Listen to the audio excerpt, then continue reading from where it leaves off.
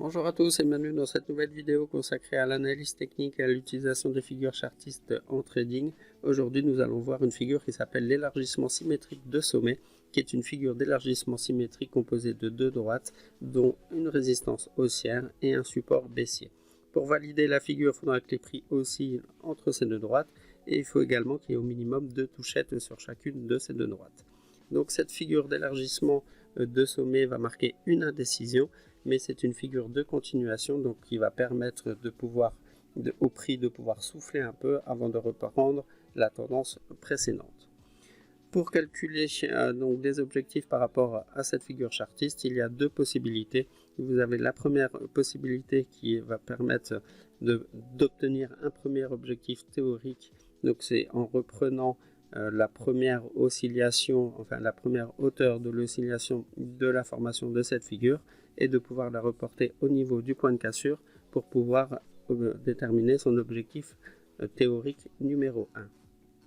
Concernant l'objectif numéro 2, on pourra reporter la hauteur totale de la dernière oscillation de cette figure et la reporter au niveau du point de cassure qui pourra nous permettre de déterminer l'objectif numéro 2. Au niveau des statistiques, dans 50%, la sortie est haussière et le mouvement est plus important en cas de sortie par le haut. Voyons ce que ça donne sur un graphique en réel. Donc vous avez la figure qui s'est formée ici avec un support baissier avec au moins deux touchettes, la résistance haussière avec également 4 ou 5 touchettes. Et là vous avez la possibilité donc de déterminer votre objectif numéro 1 et numéro 2. Donc soit vous prenez la première oscillation, donc la hauteur totale de cette première oscillation pour la reporter au niveau du point de cassure, ce qui va déterminer votre premier objectif. Et vous avez donc la deuxième partie de l'objectif qui va se calculer en prenant la hauteur totale de la figure de la dernière oscillation qu'on reportera également au niveau du point de cassure et qui déterminera notre objectif numéro 2.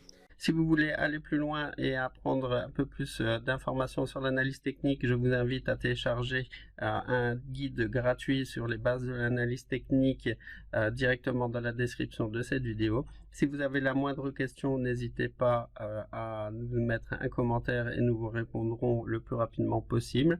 Et si vous voulez en savoir plus sur les figures chartistes, nous avons établi donc un guide complet qui reprend une trentaine de figures chartistes. Et là, c'est pareil, vous avez également le lien dans la description de cette vidéo. Moi, je vous dis à très bientôt et merci de m'avoir suivi.